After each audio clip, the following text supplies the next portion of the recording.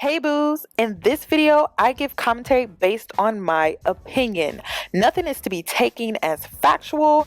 We are just here to have conversation. We don't expose and we don't sip tea on this channel. I'm giving you real talk straight, no chaser. Let's see if you can handle it.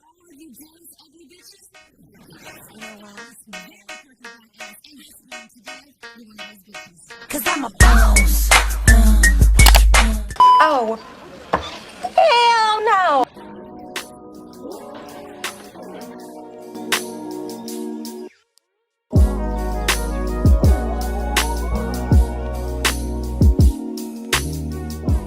Hi guys, it's Yoni and I'm back with another video. So in today's video, I'm going to be talking about when being the superwoman becomes too much.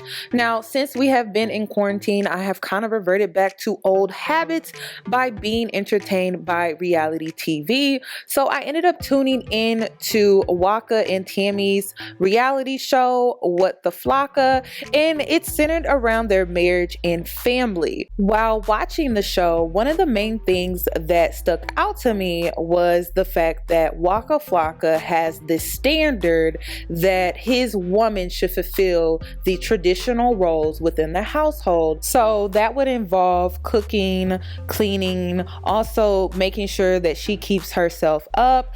And on the side, Tammy has made that decision to also take on a music career. So not only is she a wife, she's also a mother, and she's also a career-driven woman. However, it seems that she is overwhelmed, and I see this a lot, especially when it comes to the Black community. I saw this happening with my grandmother, and I also saw this happening with my mother. A lot of times women find themselves in marriages where they are spreading themselves thin, they are putting themselves last, and they're putting their well-being on the back burner.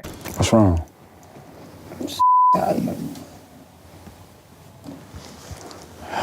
What's got you tired? Everything? Everything. I'm just tired. I'm just tired. Come on, Tammy.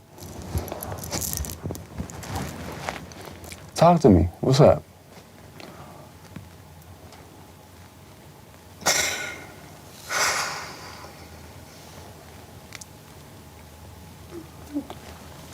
I'm more energy.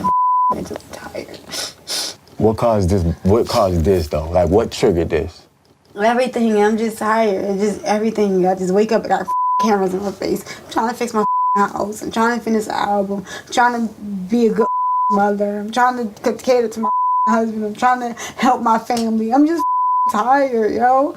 Everybody pulling for me from different directions, and I'm just tired. Not enough sleep. I can sleep for a month and still would be tired. I get it. I get it.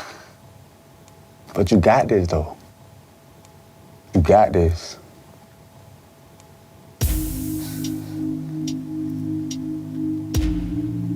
We got to organize it. We got to make sure that we get your schedule together so that there's breathing time for you to really get your mind back in sync.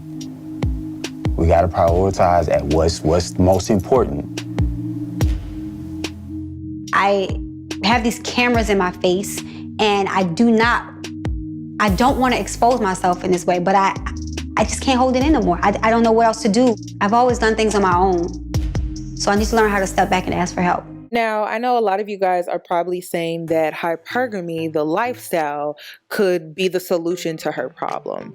However, men who traditionally want a homemaker wife / woman, that means that you cannot fulfill your purpose or your dreams being a career woman. So in Tammy's case, she would not be able to take on her long life dream of having a a music career and being an artist.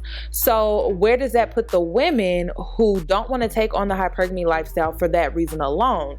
I've watched some other women on YouTube of them explaining hypergamy and how a lot of them don't work. I have to admit, running a household, especially with children, is a lot of work. It can be emotionally draining, it can be mentally draining, and it can also be physically draining if you have kids running around. It could be a lot. So I don't want to take away from the fact that homemakers don't work or their job isn't considered to be a real job. It's a real job to run a household. So that's why Tammy is overwhelmed, because she's taking on the full-time job of running a household, raising a child, and also trying to have a music career. That's 2 full-time jobs. So that is a lot. Then she also has to make time for her husband, who has his own needs, that he has his expectations and requirements for her as a wife. So it is a lot. And the number one thing that I think is the issue within this particular topic is balance. Why are we not teaching women who do want to take on a career, who do want to fulfill their purpose outside of being a homemaker, meaning they are a wife and a mother? Why aren't we teaching these ladies how to balance out their roles and responsibilities as women? If they do decide to get married, they take on the role of a wife, then they also take on the role of a mother, and then a career woman. There's a lot that goes into that. Why are we not teaching women how to balance out all of those different roles in a healthy way? That is something that I do want to discuss. If there are any ladies here on my YouTube channel that are listening and you are taking on the role of being a career woman, a wife, a mother, what are things that you do in your daily routine or your weekly routine, your monthly routine, that keeps you balanced, that keeps you sane, so that you are not overwhelmed? Also, another thing that I wanted to add, when it comes to this whole balancing out the different roles that we women have to fulfill, it really comes down to your spouse. You have to have a supporting spouse. If you don't have a supporting spouse, it could be very overwhelming. So with me watching the reality show, I noticed that Waka Flocka has the mentality of a patriarchal mentality that most men have, mixed in with hypermasculinity and misogyny. So with that being said, I don't think that she is getting the support that she needs from her spouse because he doesn't feel he needs to give her that type of support. I think a lot of it comes from the fact that Waka was raised by a very strong, independent Black woman, single mother. He watched his mom do it all. So he's thinking that Tammy is lucky that I'm even here. A lot of times we praise Black men for doing what they're supposed to do, and they don't feel that they have to extend themselves in a supporting role when it comes to the women that they marry, because being there is enough to them because they watch their mom struggle day in and day out doing everything on her own. So a lot of times they think that the woman that they're with is privileged all because he's there, he's laying next to her, and that is not enough. When it comes to running a household, it really takes 2 parents in order to do that. It takes 2 adults to run a household efficiently in a successful manner, to where no one is getting the short end of the stick. Oh my God, do I get blamed for everything? You're the mother. Oh my God, I'm sorry, I cannot. Make sure she gets to work, make sure the house get done, be in the studio. It's not a lot. So I take responsibility for everything at this point. What responsibility do you take at this, like, honestly? And what? In anything. All the bills. So you pay all the bills? Yo, you're making it seem like you do a lot. It ain't. It can be more. Oh my God. You gotta look at it like. Don't talk to me, because you pay all the bills. You ain't pay for my car, I pay for my own car.